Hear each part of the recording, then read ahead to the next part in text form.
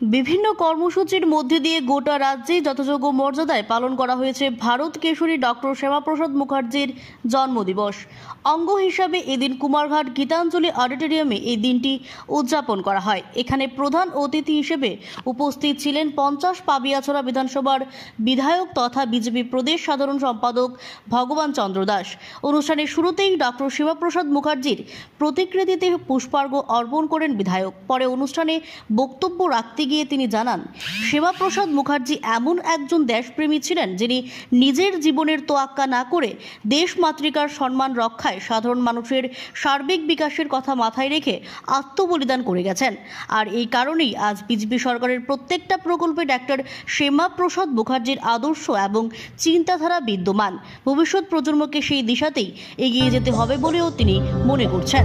কিভাবে আর্থিকভাবে সহযোগিতা করা যায়, কিভাবে মহিলা সশক্ত করা যায়, কিভাবে শিক্ষা ব্যবস্থাকে আরো উন্নত করা যায়, সেই দিশা নিয়ে আজকে সরকার চলছে। সুতরাং আমি বলবো যে শ্যামাপ্রসাদ মুখার্জি আজকে যে প্রকল্প, প্রত্যেকটা প্রকল্পের মধ্যে শ্যামাপ্রসাদ মুখার্জি রয়েছে, প্রত্যেকটা কর্মের মধ্যে শ্যামাপ্রসাদ মুখার্জি রয়েছে। সুতরাং আমরা আগামী দিনে সবাই শ্যামাপ্রসাদ মুখার্জিকে জানার চেষ্টা করব, শ্যামাপ্রসাদ মুখার্জিকে আমরা বোঝার চেষ্টা করব। গুগল সার্চ করলে সবকিছু পেয়ে যেতে পারি, সবাই পেয়ে যেতে পারে। একসময় তো ওগুলা ছিল না, আমরা বই পড়েছি, ছিল বই পড়েছি, একাত্ম মানববাদের বই পড়েছি, পর আগ্রহ ছিল পড়েছি, আর সেখান থেকে আমার পলিটিক্সে আসা।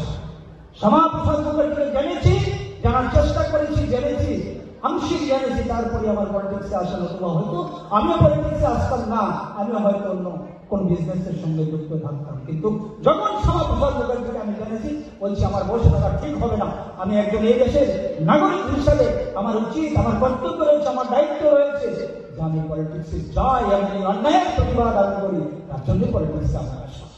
আমি সবাইকে, এখানে অনেক ছাত্রছাত্রী রয়েছে, তাদের উদ্দেশ্যে বলবো, নিজেকে এইভাবে প্রস্তুত করতে হবে, তৈরি করতে হবে, দেশের জন্য লড়তে হবে, দেশে অন্যায় দেখা হলে তার প্রতিবাদ করতে হবে।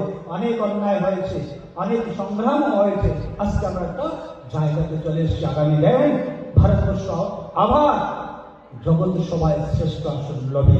জয় হিন্দ, বন্দে মাতরম, ভারত মাতা কি জয়।